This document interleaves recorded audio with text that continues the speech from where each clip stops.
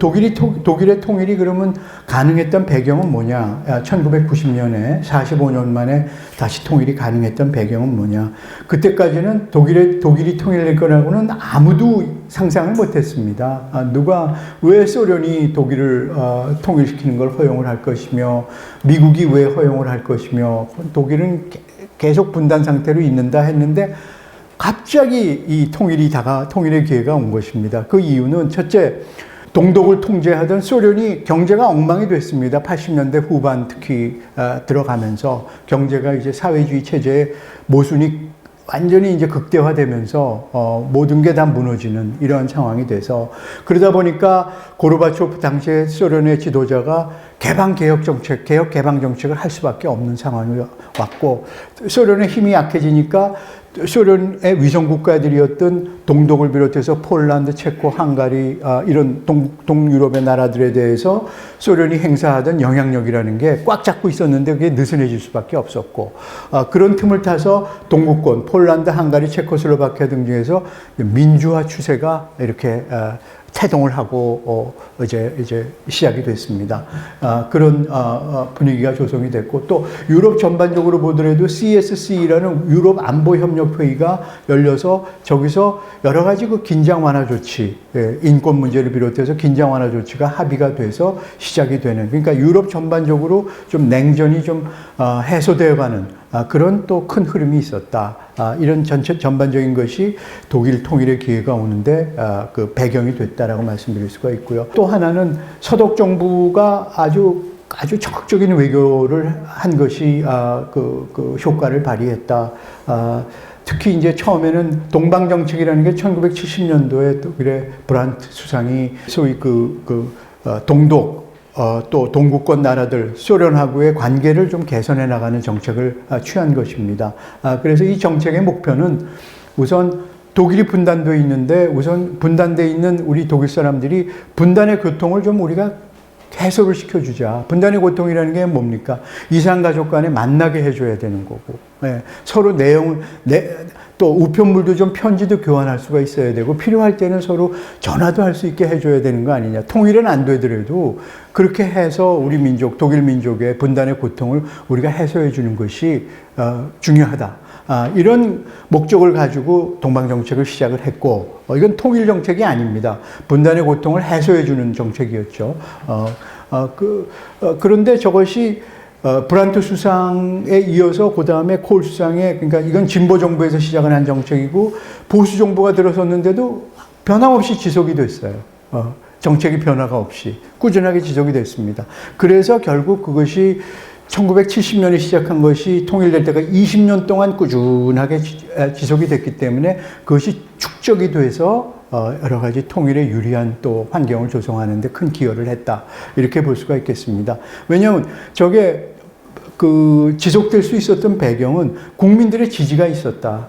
분단의 고통이 해소가 되니까 가족들도 만날 수 있고 서로 TV도 서로 볼 수 있고 우편물도 교환하고 이렇게 하니까 국민들이 다 지지를 하는 거예요.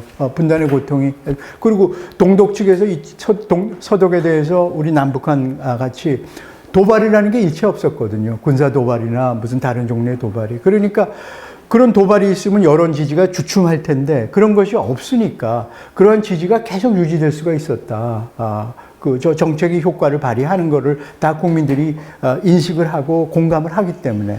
그리고 보수 정부에서 이 정책을 지속한 또 하나의 배경은 서독 기업들이 동구 시장으로 진출하는데 저 정방 정책이 큰 기여를 했다. 서독 기업들이 커가면서 세계적인 기업이 되면서 동유럽의 시장, 사회주의권의 시장도 큰데 거기도 진출을 해야 되는데 저 정방 정책을 통해서 소련이나 동유럽 국가들하고 서독이 관계를 개선하니까 따라서 독일 기업들이 글로 진출할 수 있는 문이 많이 더 넓어진 거기 때문에 그런 면에서 서독 기업들, 서독 비즈니스 커뮤니티에서도 동방정책에 대해서 지지를 했다.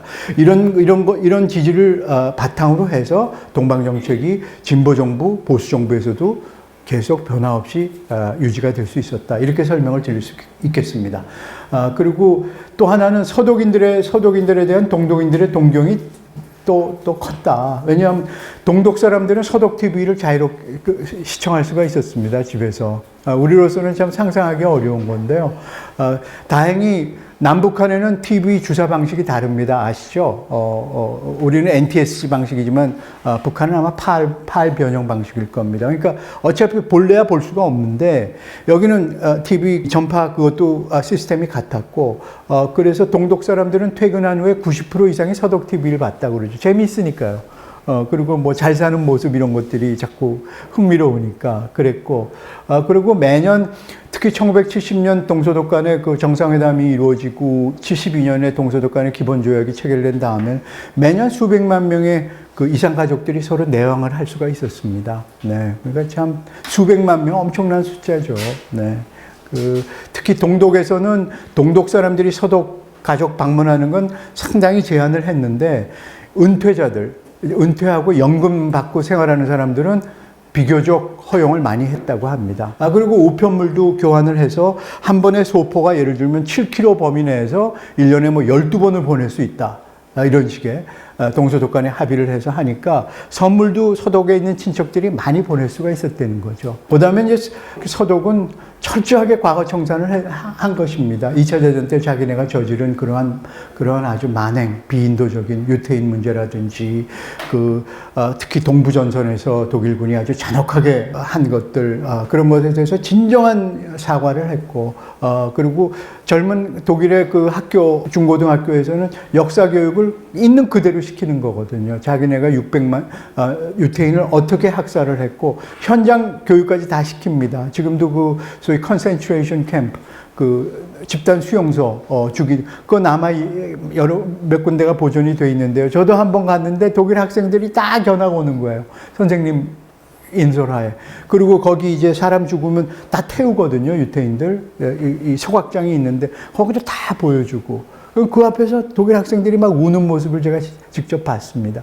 그러면서 얘네들은 진짜 자기네 역사를 숨기지 않고 진짜 젊은 세대한테 너희들 아버지, 할아버지, 할머니 때 이런 일이 있었다. 우리가 이런 것을 했었다라는 것을 그대로 가르쳐 준다라는 게 아주 저한테는 굉장히 강한 인상이었습니다. 그리고 그 다음에는 당시에 미국이 아주 적극적으로 지원을 해줬다. 독일의 통일을.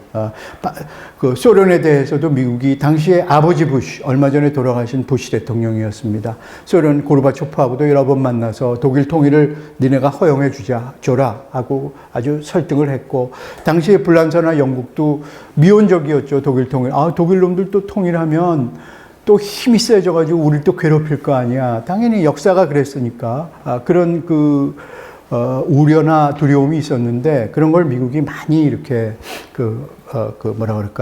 완화시켜줬다. 그런 역할을 미국이 했다라고 말씀드리죠. 그래서 독일의 통일을 하는 데 있어서는 2차 대전 때 승전국, 4대국이 반드시 동의를 해줘야 됐었는데 소련은 물론 처음에는 독일 통일을 용인해줄 아무런 의사가 없었습니다. 그렇지만 자기네가 경제가 엉망이 되고 자기네 힘이 약해지고 내부 문제가 우선 급하니까 소련의 그러한 입장이 자꾸 시간이 가면서 자꾸 약해지는 거죠. 그래서 처음에는 독일 통일 안 돼. 그러다가 그 다음엔 독일은 통일돼도 중립국가가 돼야 돼. 그래서 우리한테 위협이 되면 안 돼. 라는 걸 조건으로 내걸다가 그것도 안 되니까 그러면 통일된 독일은 적어도 나토, 그러니까 북대서양 조약기구에서는 탈퇴해야 돼. 그 회원국으로 남아있어서는 안 돼. 그건 우리한테 위협이니까. 그러다가 그것마저도 포기하고 나중에 그냥 용인을 하는 이러한 아주 어려운 과정을 겪어서 소련이 이제 결국 동의를 하게 됐습니다. 미국은 왜 그러면 독일의 통일을 그렇게 적극적으로 나서서 지지를 했느냐? 미국은 당연히 당시에 서방 진영의 맹주로서 독일이 통일되면 당연히 동유럽의 폴란드나 헝가리, 체코의 그런 사회주의권도 흔들릴 것이다. 그건 결국 서방 진영의 맹주인 미국의 국익에 그건 확실하게 부합하는 거기 때문에 당연히 미국은 저렇게 적극적으로 독일 통일을 지원해줬다. 이렇게 보시면 됩니다. 말씀드린 대로 영국과 불란서는 그것보다는 우선 자기네 역사적인 경험 때문에 독일이 통일되면 또 힘이 커져가지고 우리를 찝쩍거리고 우리한테 위협을 가하지 않을까. 1, 2차 대전 때 같이. 그런 우려를 했습니다. 그래서 미테랑 대통령은 이랬다는 거죠. 당시에 불란서 대통령은 나는 독일을 너무 사랑한다. 그렇기 때문에 독일이 하나보다는 두 개가 있는 게 나는 더 좋다라고 이렇게 이야기를 하고, 대처 영국 당시의 총리는 끝까지 반대를 하면서 우리가 독일 통일을 허용을 하면 히틀러가 2차 대전 때 전쟁을 통해서 자기가 성취하려고 했던 것을 평화적인 수단으로 우리가 성취하게끔 그렇게 허용하는 것이 그렇게 될 것이다, 결국은. 그런 식으로 이제 반대를 했었다 그런 거죠. 그런데 하여튼 미국이 강하게 설득을 해서 이 사람들도 결국 동의를 하게 됐습니다.